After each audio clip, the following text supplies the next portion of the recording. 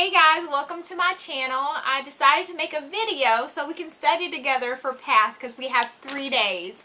So I made up a few acronyms that I think would be helpful. I try to relate my acronyms to whatever I'm talking about. Like white lesions, I kind of try to relate that acronym to white lesions so I can remember.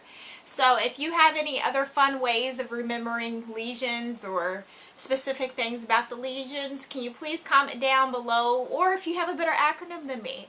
So let's get started because we have 3 days. So first we're going to start with the acronyms on how to actually remember each category of specific lesions, and then after that I'm going to teach you a few fun ways that I remember each lesion individually and its characteristics. Alright, so we have white lesions that can be wiped off. The acronym for that is DO PAT, because they can wipe off, so DO PAT. The white lesions that cannot be wiped off, that acronym is 3LS. LS stands for lesions. Won't, the W is for won't. We just gonna put a V there because the V looked like a W and I couldn't figure out where else to put it. And then fort, because these lesions are protected. That's why they won't be wiped off, because they're protected by a fort. And then PNC. PNC protects your money. So lesions that cannot be wiped off that are white are 3LS, WV, fort, PNC. Next lesion we have is red and white lesions. The acronym for that is BLACK, CVS, because you know black people are creative. If we gonna have a CVS, we gonna use the word C instead of the letter C. So that's how we're gonna remember that one. Alright, so we have red lesions. This is his Campbell plea. So his Campbell plea. And we remember that because Campbell's soup is red. So his Campbell plea.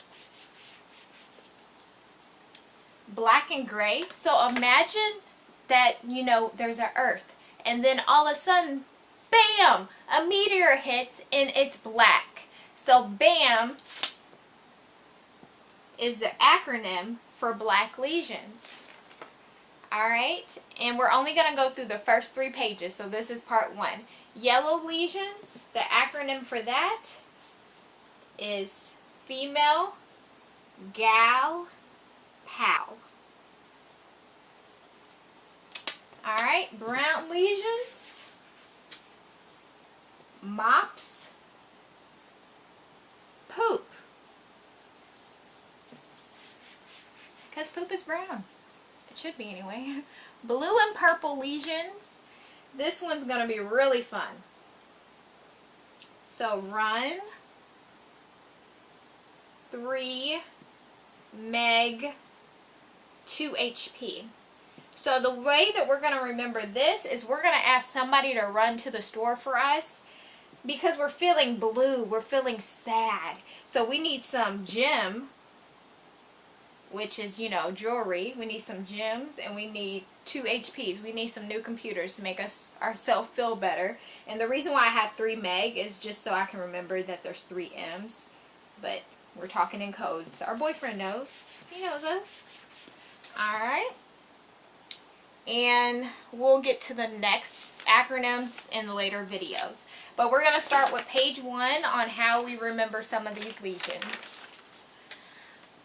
Okay, so for white lesions that can be wiped off, I feel like that's pretty self-explanatory. White lesions that cannot be wiped off, some fun ones I have for reticular lichen planus. I have that females like to plant, so that usually affects females. Alright. And then we have Some of them, okay, so the first page when you study, you're like, I got this. I don't need a lot of, fun ways to remember things. So most of my fun ways to remember things are on page 2 and 3 because you get tired after a while of studying. So on this page, I only have a few. So for PVL, proliferative vercute, you know what I mean. PVL, I have pretty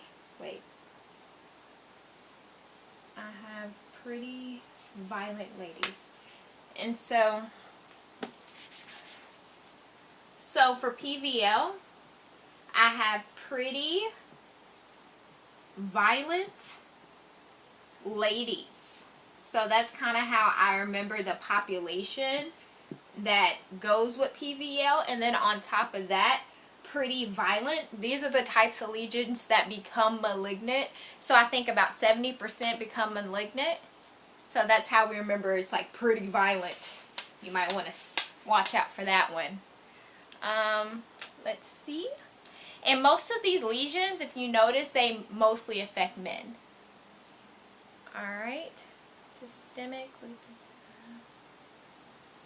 lupus. Alright, so for secondary syphilis, a fun way I remember that is she's a tramp.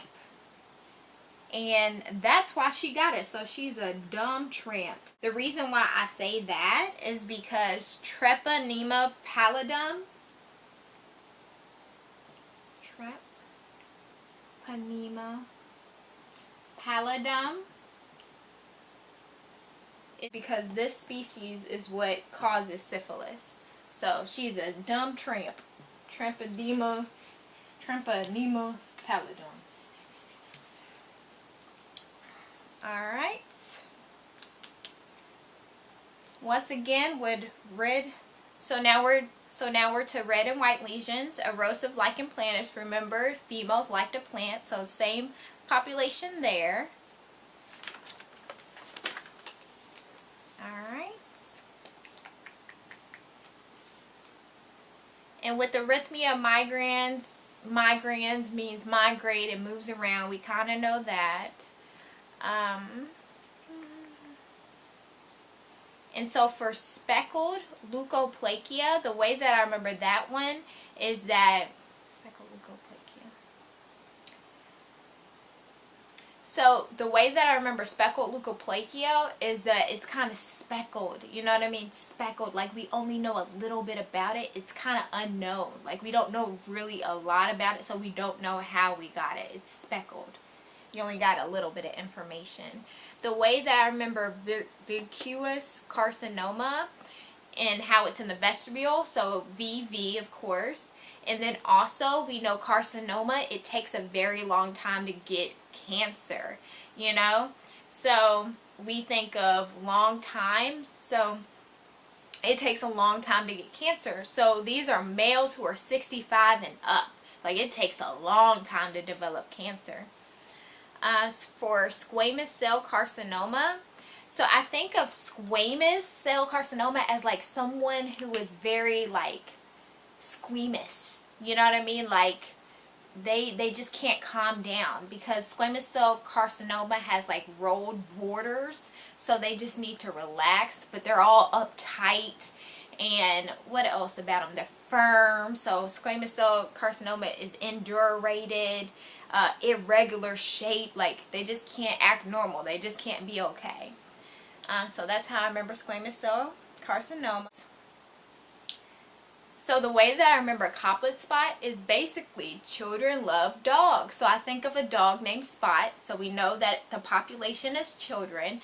And another word for coplet spot is rubeola. So we think of a red flat lesion, and then you think of a spot in the middle of it, and that spot is white. Anything else about them? Yeah, that basically tells you it all. Small red macule with white necrotic center. Oh, about the paramyovirus, the way that I remember that is that children are like, my, this is mine. But no, that's not true. It's everyone. So my X, that's not true. It's not just yours. Ovirus, because it's bad. Paramyovirus. You know how I say it. And so the way that I remember lichenoid lesions is I kind of think of it like lichen planus, but not really. So lichen planus are lesions that are bilateral, right? So lichenoid lesions are unilateral. It only affects one side. And also, I know that it does not affect the gingiva because lichenoid lesions aren't as giving as lichen planus lesions that affect both sides. So it's not giving, so it's not on the other side. So it does not affect the gingiva. And then, yeah, that's basically how I remember it. It affects the buccal mucosa and tongue, by the way. Alright, so we're on to red lesions. So this is his Campbell plea. So he really wants some Campbell soup. So the way that I remember angular cheilitis is I basically just do the peace sign like this. And so I think of like in the middle I have one mouth and then two fingers. So B12 vitamin deficiency, 1, 2, 1, 2 equals 12. Vitamin 2 deficiency, it affects the commissures of the lips.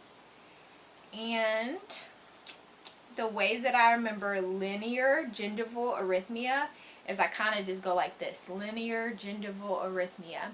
And then I'm like, if I have HIV, I'm going to give it to her. And then he's going to give it to her. So I just think of like a line of people infected because linear gingival arrhythmia is associated with people who have HIV. So I kind of just go in a line like people are just going to get it. There's going to be like some people who bleed. So there's going to be spontaneous bleeding. We all going to have like different symptoms.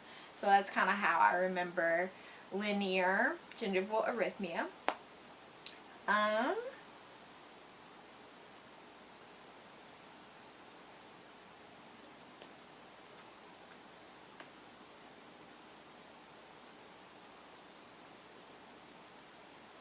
So the way that I remember lymph angioma, I think of children, they like to be lifted.